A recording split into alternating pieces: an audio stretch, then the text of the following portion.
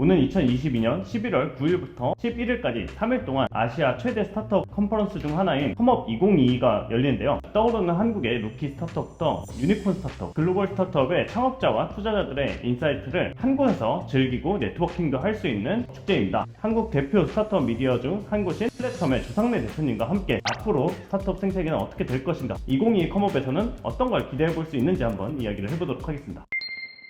이게 약간 어려운 질문일 수도 있는데, 스타트업 씬을 이제 한국과 아시아 쪽 이제 중심으로 오랫동안 이제 봐오셨는데, 지난 10년간의 좀 변화, 좀 중요한 사건들이나 흐름들이 어떤 게 있었을까요? 일단 12년도 때쯤만 해도 스타트업에 대한 투자 규모가 2조 원 정도가 됐습니다. 2021년도 기준으로 봤을 때 규모가 11조 원으로 엄청 이제 크게 됐고, 또 10년 전과 지금 상황으로 쭉 이제 살펴보면 지금 우리나라의 테크 기업들이 좀 빨랐어요. 모바일 우리가 알고 있는 카카오라든지 라인이라든지 중국보다 훨씬 더 빨랐기 때문에 그 당시에 텐센트와 알리바바가 이제 카카오 이런 쪽에 투자를 하게 된 거고, 모바일 메신저를 먼저 만들었고, 그 모바일 메신저 안에 게임까지 같이 연동을 시키면서 중국에 영향을 줄 수 있었던 그런 이제 상황이었기 때문에 13년도, 14년도, 15년도까지는 많은 스타트업들이 중국 진출을 많이 시도를 했고 교류도 하고 갔었으나, 외자 기업에 대한, 외국 기업에 대한 여러 가지 이제 규제가 있고 장벽이 있다 보니까 결국은 다들 좀 실패하고 나오는 경우가 많았었던 것 같아요. 예, 그리고 최근 이제 10년 동안에서 봤을 때 작년 상하반기까지만 해도 사실은 상당히 분위기가 고조됐던 반면에 빠른 속도로 지금 경기가 안 좋아지고 미국의 인플레이션 관련된 여러 가지 금리 상황이라든지 지금 겨울 시기가 오고 있는데요. 이 겨울이 빙하기라고 생각은 하고 있지 않습니다. 이제 막 예전에 카카오에서 이제 오래 계셨던 분들 말씀하시는 게, 플러스 친구 같은 것들이 어떻게 보면 이제 위챗 같은 데서는 엄청 이제 그거 비슷한 게 중국의 막 인터넷이 됐다. 쿠팡이나 이커머스 회사 다니는 애들은 실리콘밸리보다 이제 특정 분야는 이제 중국 훨씬 빠르다. 그러면서 궁금했던 게, 왜 시장은 우리가 빨랐는데 네. 이게 약간 좀 차이 같은 게 벌어지게 된 이유 같은 게 있을까요? 이건 좀 개인적인 네. 이제 견해일 수도 있을 것 같아요. 이 문화의 차이인 것 같아요. 우리가 호칭도 닉네임 부르고 영어 이름을 부르고 이렇게 이야기를 한다고 하지만, 해외 이제 미국에서는 태용 이렇게 대표지만 태용 이렇게 할 수는 있겠지만, 우리나라는 대표님들한테 태용 이렇게 하기가 쉽지가 않거든요. 그쵸, 그쵸. 나이 차이가 또 네. 난다라고 하면. 근데 중국은 그런 거스름 없이 그런 이제 격의 문화가 없고, 서로가 충분히 많은 토론과 비판도 할 수 있는, 내가 신입사원이라고 해서 충분히 의견을 개진을 할 수 있고 거기에 대한 설득의 논리를 만든다고 하면은 그게 반영될 수 있는 토론의 문화가 상당히 잘 되어 있어요.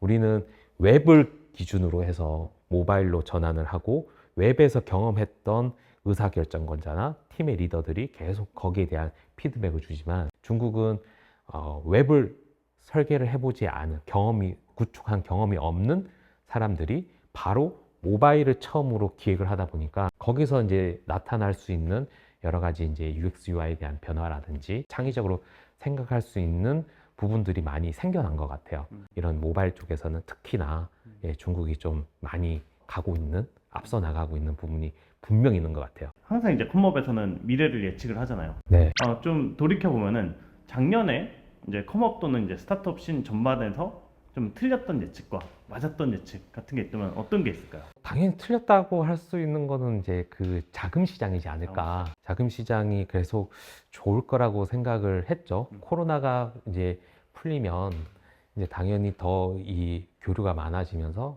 분명히 이제 더 좋은 시장이 될 거다라고 했지만, 실제는 이 금리가 계속 올라가고 지금 자금 시장이 상당히 지금 많이 위축되어 있고, 투자자들도 스타트업의 투자를 보는 관점도 좀 달라지지 않고 있나. 예전에는 이제 스케일업을 시켜가지고 플랫폼이 되는 형태, BEP 결국은 손익분기점을 맞추지 못하더라도 계속 양적으로 성장해서 결국은 시장을 먹는다라는 형태로 가서 투자를 많이 받을 수 있었지만, 이제는 제대로 된 성과를 내지 못한다라고 하면 쉽게 투자를 받지 못하는 그런 상황이 가고 있고, 좀 게임의 규칙이 많이 약간 바뀐 것 같다. 오히려 겨울이 오니까 더 테크 중심으로 많이 재편이 된 것 같아요. 맞아요. 네.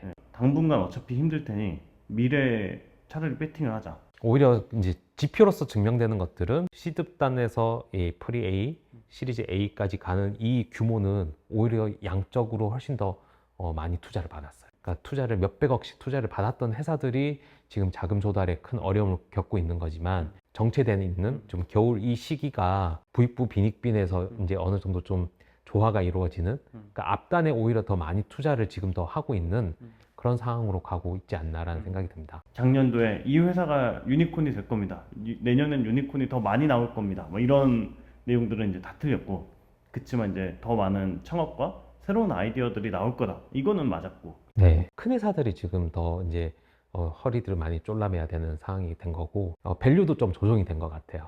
적정선으로 지금 자리를 찾아가고 있지 않나라는 생각이 듭니다. 이제 컴업을 기획할 때 이제 아젠다들을 세팅을 하잖아요. 그 코너들. 올해 좀 어떤 아젠다들이 좀 중점적으로 많이 나온 것 같으세요?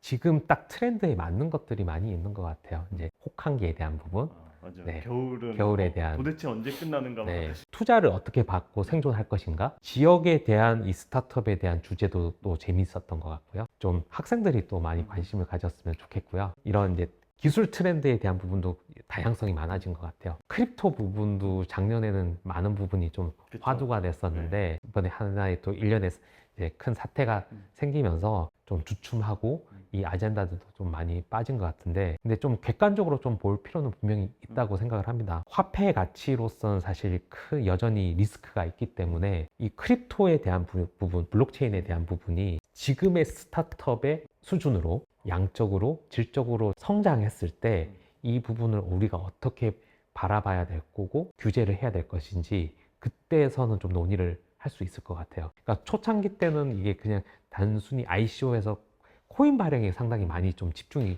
됐었던 부분이 적지 않아 있었잖아요. 근데 이제 이게 단순히 이게 화폐의 가치, 그러니까 가치가 아닌 정말 기술적으로 우리 생활과 접목되는 것들이 꽤 많이 적용이 되면 이미 사실은 그런 기업들이 올해도 많이 투자를 받았던 것 같아요. 처음에 제가 플랫텀을 시작할 때만 해도 대충 우리가 알고 있는 일간지나 각종 경제지에서는 스타트업을 거의 다루질 않았어요. 지금 현재 상황을 보면 대부분 다 스타트업을 다루고 있고, 아직은 우리가 봤을 때 미국과 비해서 비교하면 안 되는 거라고 저는 생각을 하는 게, 우리는 우리만의 색깔을 가져가고 너무 그쪽으로, 그러니까 트렌드는 당연히 보고 적용할 것들은 봐야겠지만 결국은 우리 시장 자체가 작기 때문에 결국은 해외로 나갈 수밖에 없는 숙명을 가지고 있잖아요. 그러면은 그런 이제 서비스를 이제 해외에다가, 특히 아시아 시장, 뭐 베트남 시장이라든지 이런 요즘 이런 좋은 전망 좋은 환경이 있는 시장에 우리가 이제 문을 두드려야 되는데, 거기서 또 중요한 건 그런 것 같습니다. 아무리 우리가 좋다고 하더라도 문화를 알고 거기 사람을 알아야 충분히 거기 서비스를 이식시킬 수 있고 거기에 맞게끔 커스터마이징하고 진출할 수 있는 저는 기회가 여전히 많다고 생각을 하는 게, 우리도 개도국에서 선진국으로 가는 그 경험을 우리는 몸소 체험을 해왔기 때문에 그쪽의 개도국 시장을 봤을 때 분명히 기회가 보일 거라고요. 근데 그 기회를 봤을 때 너무 앞서도 힘들 거지만 그 적정한 시기와 타이밍은 참 말은 쉽지만 진짜 어렵지만요. 그래도 우리는 충분히 해낼 수 있는 그런 역량을 가지고 있기 때문에 저는 향후 10년 스타트업 시즌의 이 시장의 미래가 상당히 밝을 거라고 생각합니다.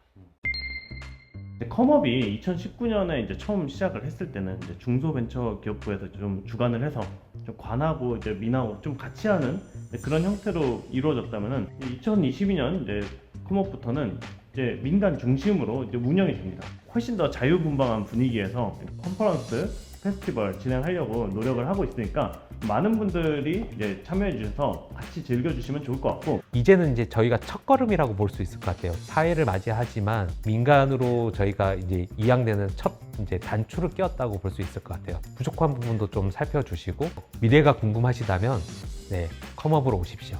컴업 2022 많은 참석 바랍니다. 감사합니다. 감사합니다.